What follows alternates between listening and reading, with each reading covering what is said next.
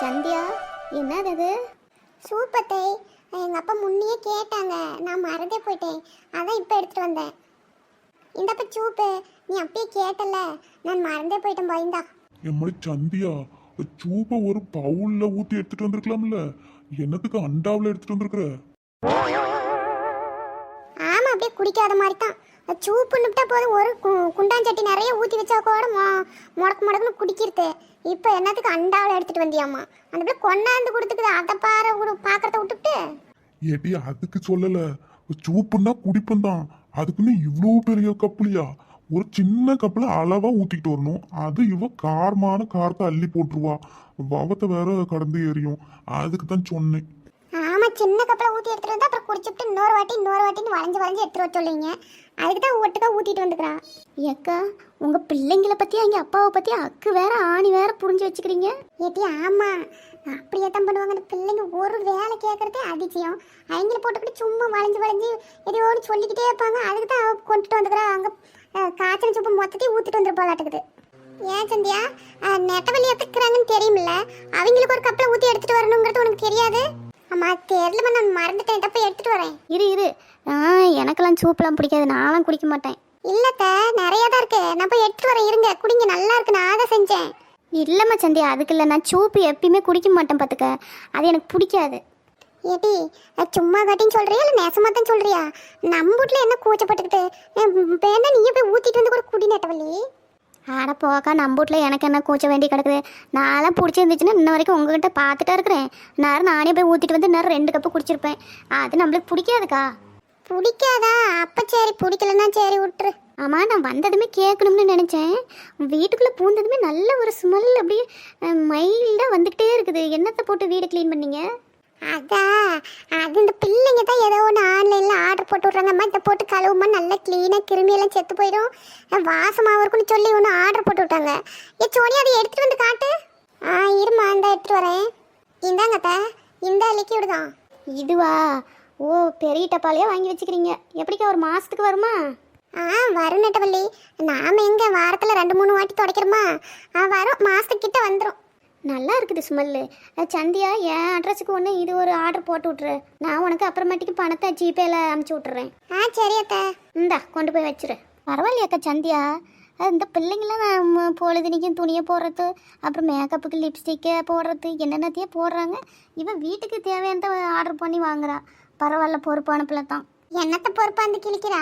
நான் தான் சொன்னேன் ஏதோ ஒன்று போட்டு விடுன்னு, அதை செக் பண்ணி அவன் வாங்கியிருக்கிறா. நம்மளுக்கு அந்த ஃபோனில் வாங்க தெரியாதுல்ல, அது பார்த்து வாங்கினா அவளுக்கு தான் பொறுப்பு வருது. அப்புறம் வாஷிங் மிஷினில் துணி துவைக்கிறதுக்கு அதான் அந்த ரின் லிக்யூடு வாங்கிவிடுவா. அது மாதம் காலி ஆயிடுச்சுன்னா ஆர்டர் பண்ணி விட்ருவா. அது சொல்லி வச்சுக்கிறேன் அவகிட்ட. ஓ, 2 லிட்டர் ஒட்டுக்கா போட்டு விட்டா. சரி காடக்கும் மாதத்துக்கு. சரிக்கா, நானும் வந்து ரொம்ப நேரம் ஆகிப்போச்சு, நானும் கிளம்புறேன்.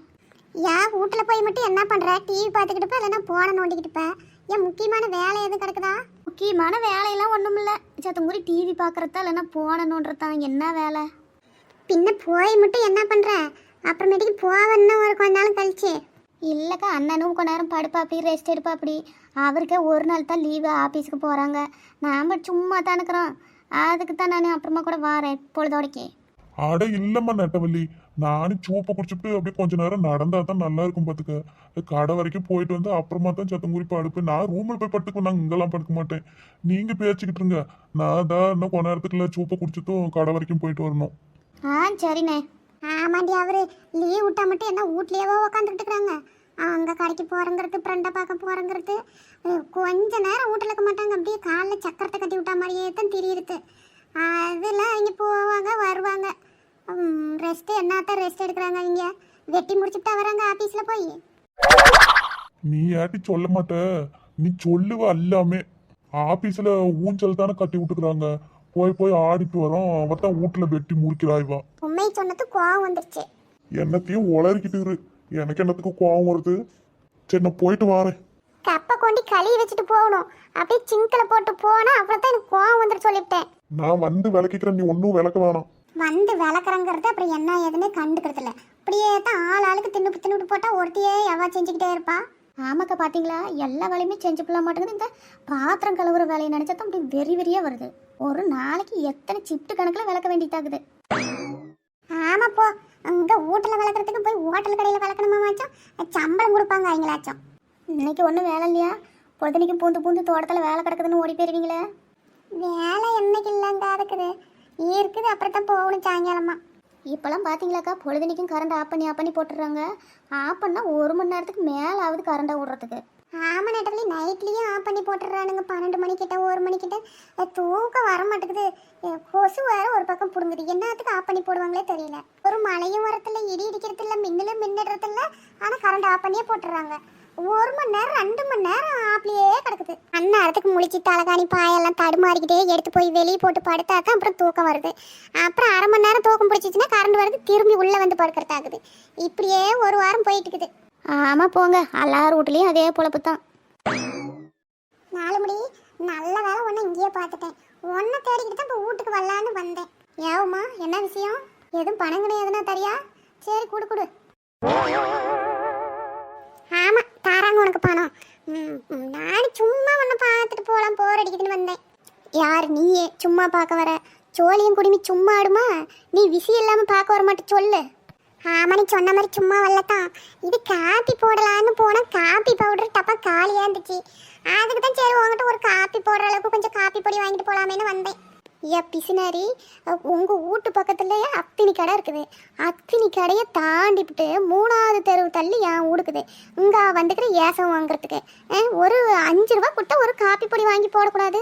அப்படி என்னத்தான் நீல கஞ்சம்ல கஞ்சத்தின் சிகரம். இல்லை கீதா, அதுக்கு இல்லை, 500 ரூபாயா இருக்குது. அதை சில்லற முடிச்சோமா உடனே எப்படி செலவாகுதுன்னே தெரியாது, செலவாகி போயிடும். அதுக்கு தான் சரி ஒரு டீ ஒரு காப்பிக்கு தானே வந்து வாங்கிட்டு போயிடலான்னு வந்தா. நீ ரொம்ப பேசாத. நீ இல்லைன்னு விட்டு போ, நான் போய் நெட்டவள்ளி வீட்டில் வாங்கிட்டு போகிறேன். அதுக்கு என்னமோ இந்த கதை பேசுகிற. சரி இல்லை, பொய் சொல்லாத. நேற்று தானே சூப்பர் மார்க்கெட்லேருந்து வாங்கிட்டு வந்தேன், நான் பார்த்தேன். ஆட கொஞ்சமாக கூட இன்னும் நெட்டவள்ளி வீடு வேறு, இன்னும் வீட்டை தள்ளி அந்தாண்ட போகணும். நானும் எவ்வளோ தூரம் தான் நடந்துக்கிட்டே இருக்கிறது.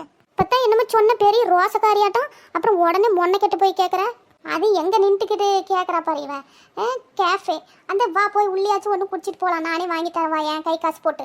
எப்போ பாரு யாரை பாரு 500 ரூபாயாக்குது முறிச்சா செலவாகி போயிடும், 1000 ரூபாயாக்குது முறிச்சா செலவாகி போயிடும். அப்போ எப்போத்தான் செலவு பண்ணுவீங்க?